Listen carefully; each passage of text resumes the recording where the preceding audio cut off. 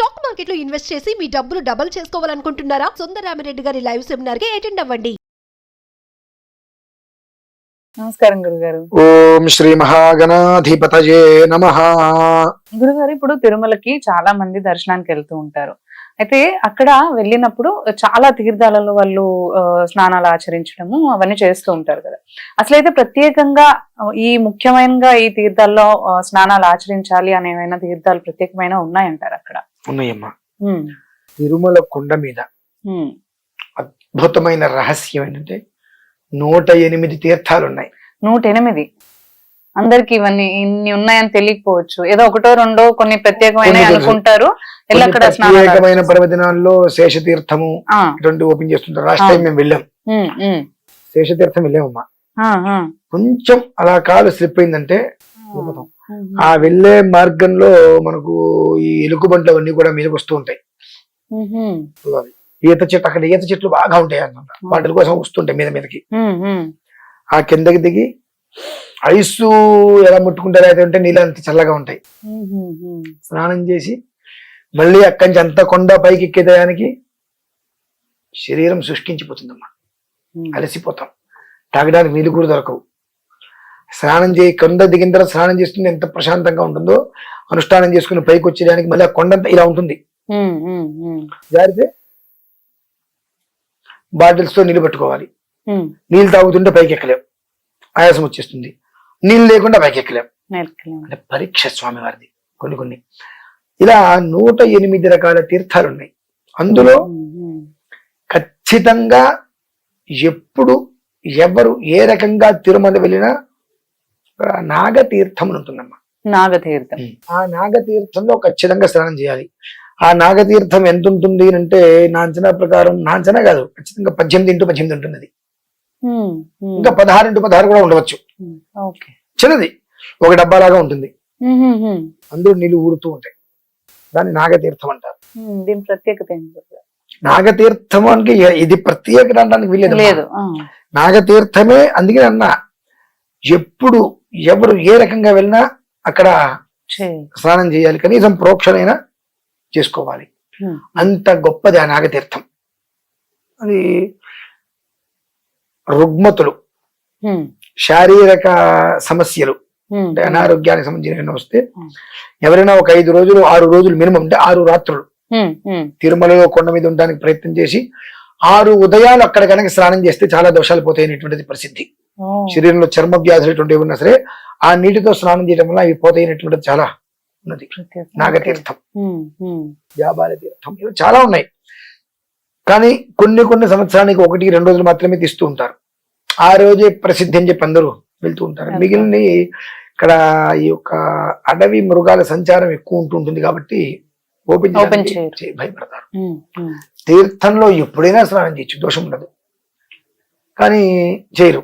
నాగతీర్థం 360 రోజులు స్నానం చేయదగింది, కానీ దాని గురించి ఎవరికి తెలియదు. ఏదో వెళ్తారు, చూస్తారు, నీళ్ళు చల్లుకుంటారు, వచ్చేస్తారు. అంత విశేషమైన తిరుమలలో. తిరుమల కాలినడక వెళ్ళినా బస్సులో వెళ్ళినా మొట్టమొదటిగా మనం చేయవలసింది ఏమిటి అంటే నాగతీర్థం దగ్గరికి వెళ్ళాలి.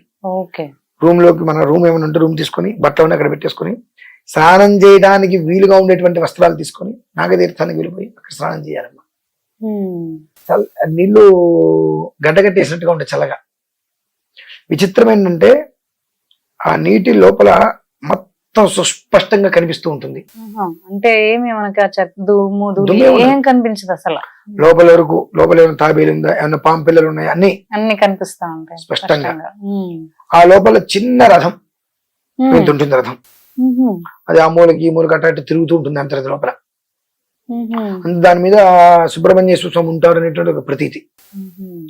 కొంతమంది ఒక రకమైన భయం ఉన్న వాళ్ళు అక్కడికి వెళ్ళి అందులో చేయి పెట్టలేరు, ఏమైనా అవుతుందేమో అని చెప్పి. అందులో మేము ఒక మోకాలు వరకు దిగి స్నానం చేసి వచ్చాం. అలా రౌండ్ వేసుకొని చక్కగా ఈత కొట్టి చూడటానికి ఆహ్లాదకరంగా, ముట్టుకోవడానికి భయంకరంగా ఉంటుంది. అది వైతరణి నది అంటారు, చూసారండి? అలా 16x16 అడుగులు ఒక గట్టులాగా ఉంటుంది. అందులో రకరకాల సర్పజాతులు అందులో తిరుగుతూ ఉంటేనటువంటిది చాలా అరుగుతుంది. కానీ ఎవరిని ఏమి చెయ్యవు, ఎవరి జోలికి అవి రావు.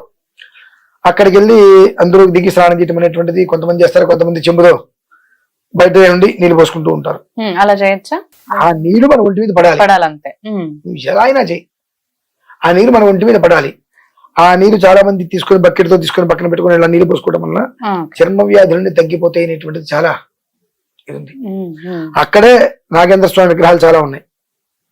స్నానం చేసుకున్న తర్వాత ఆ నాగేంద్ర స్వామి వారి దగ్గరికి చలిమిడి అంటే ఎట్లా చిమ్మిరి ముందు బెల్లము తెల్ల నువ్వులు దంచి చిమ్మిరి చేసి ఆ చిమ్మిరి స్వామివారికి నివేదనగా పెట్టి తర్వాత బియ్య పిండి బెల్లంతో కలిపిన చలిమిడి స్వామివారికి నివేదనగా పెట్టి ఆ ప్రసాదాన్ని తీసుకోవడం అనేటువంటిది అనాది నుంచి జరుగుతుంది. కానీ ఇవి బయటికి రావు. ఎందుకు చెప్పండి? దానికి ఉండేటువంటి పవిత్రత. అయిన వాళ్ళు కాని వాళ్ళు ఎవరు పడితే వాళ్ళు అక్కడికి వెళ్ళిపోతాంటే కుదరదండి. వెళ్ళిపోయినా నదిలో స్నానం చేయలేరు. నది కాదు, చిన్న పుష్కరిణి లాంటిది తీర్థం, స్నానం చేయలేరు.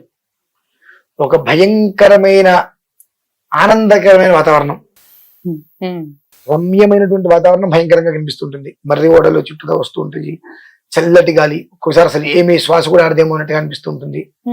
రకరకాల వాతావరణం, 2 గంటలు కూర్చుంటే ఎన్నో రకాల ఆనందాలను అక్కడ మనం తిలకించవచ్చు. అంత తృప్తిగా ఉంటుంది అనమాట. అటువంటి చోటు ఖచ్చితంగా ప్రతి ఒక్క మనిషి వెళ్ళి తీరవలసిందే. ఇందులో మనం పూర్వం 3 వీడియోలో కూడా మనం చెప్పుకున్నాం.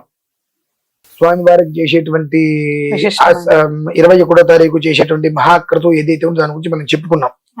తులసి దళార్చన, సువర్ణ పుష్పార్చన, వెంకటేశ్వర స్వామి వారి యొక్క తిరుమలగిరి నామార్చన అని చెప్పి, అందులో పుష్కరిణిలో మనం స్నానం చేయటం కానీ లేదంటే ప్రోక్షణ చేసుకోవడం కానీ అన్నాం. ఇది అక్కడ వరాహస్వామి వారి దర్శనం అనంతరం పుష్కరిణిలో ఉన్నాం. ఆ పుష్కరిణి అనేటువంటిది ఈ నాగతీర్థమేనమ్మా. ఆ పుష్కరణ అనేటువంటి పదం నాగతీర్థానికి వర్తిస్తుంది. అందరికీ పుష్కరణ అనేటువంటి స్వయంవారి పుష్కరణి, అది వేరు. ప్రోక్షణ చేసుకోవటమా, అక్కడ మనం స్నానం చేయటమా ఏమిటి అనేటువంటిది ఆ ఒక్క నిర్ణయాత్మకమైన విషయం అక్కడ జరుగుతుందమ్మా. అది నాగతీర్థం.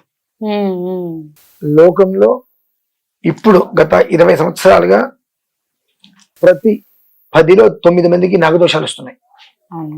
జన్మతహాగా లేవు, పుట్టుకతో ఎవరికి నాగదోషాలు లేవు, పుట్టుకతో నాగదోషం ఎవ్వరికి లేవు. వారు పెరిగి పెద్ద అయిన తర్వాత వారు పెద్ద మనిషి అయ్యే సమయం వచ్చింది. ఈ పెద్ద మనిషి అయిన తర్వాత పూర్వకాలంలో వాళ్ళు వస్త్రాలు వాడేవారు, వాటిని తడిపి జారేసుకునేవారు. కానీ ఇప్పుడు ఈ ప్యాడ్స్ అనేవి వాడుతున్నారు. ఎక్కడ పడితే అక్కడ వాటిని పడేస్తున్నారు. పక్షులు అంటే కాకులు, అవి అదేదో తినే పదార్థం ఎర్రగా ఉండేటప్పటికి తినే పదార్థం అని భావించి వాటిని తీసుకెళ్లి కాకి గుడ్ల దగ్గర పెట్టుకుంటే ఆ వేడికి ఆ గుడ్లు చచ్చిపోతాయి భ్రూణహత్య. ఆ పాము పుట్టల దగ్గర పట్టడం వలన ఆ పాము పిల్లలు చనిపోతాయి. తద్వారా నాగదోషం అనేటువంటిది ప్రతి 10 మందిలో 8-9 మందికి ఆపాదిస్తుంది. తల్లిదండ్రులు కూడా, ఆ తల్లిలు కూడా పిల్లలకి చెప్పట్ల, ఇలా చేయకూడదమ్మా. ఆ తల్లిలకి సిగ్గులేదు, వాళ్ళకి తెలిసి చావదు. వాడిన వాటిని అంత పెట్రోల్కి తగలబెట్టేయాలి, పడేయకూడదు. ఈ పడేయటం వల్ల ఏమొస్తుందంటే నెగిటివ్ అనేటువంటిది తొందరగా వాళ్ళ మీదకి వస్తూ ఉంటుంది. కొంతమందిని చూస్తే అంతా బాగానే ఉంటుంది, కానీ ఏదో తెలియని ఒక ఇబ్బందులు పడుతూ ఉంటారు. మామూలు రోజుల్లో ఒక రకమైన ఇబ్బంది వస్తే ఆ డేట్ వచ్చిన తర్వాత వాళ్ళు నరకాన్ని అనుభవిస్తూ ఉంటారు. మొదట్లో పెద్దగా లేకపోతే తర్వాత చాలా నరకాన్ని అనుభవిస్తుంటారు. ఈ యొక్క దోషం అనేటువంటిది వాళ్ళకి సంతానం మీద బాగా ఎఫెక్ట్ చూపిస్తూ చాలా ఇబ్బందులు పెడుతూ ఉంటాయి. అటువంటి వాళ్ళు మనం ఇప్పుడు ఎక్కువ మందిని చూస్తున్నాం. ప్రతి 10 మందిలో 8-9 మందిని వాళ్ళని మనం చూస్తున్నాం.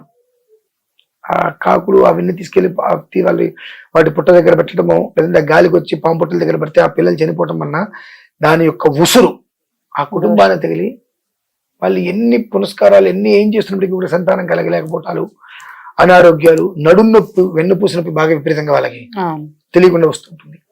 ఇటువంటివన్నీ అవుతూ ఉంటాయి. తర్వాత అబాషన్స్, భ్రూణహత్య అంటారు, గర్భ స్రావం అవుతూ ఉంటాయి. ఇటువంటి అయ్యే వాళ్ళందరికీ కూడా ఈ ప్రకరణలో తీసుకుంటూ వచ్చి ఆ నాగతీర్థం దగ్గర వాళ్ళకి స్నానమా కనీసం ప్రోక్షణ తీర్థమా అనేటువంటి ప్రక్రియ చెయ్యాలి. తిరుమలలో ప్రతి ఒక్కటి ఒక విశేషం అమ్మా. ఇది విశేషం కాదు అనడానికి అవకాశం లేదు. అది మనం తెలుసుకోవడం యోగం. కొన్ని మనం వాటి చోటకి వెళ్తే ఆ దోషాలు మనకు పోతాయి అంటే మనం దాని జోలికి వెళ్ళలేం.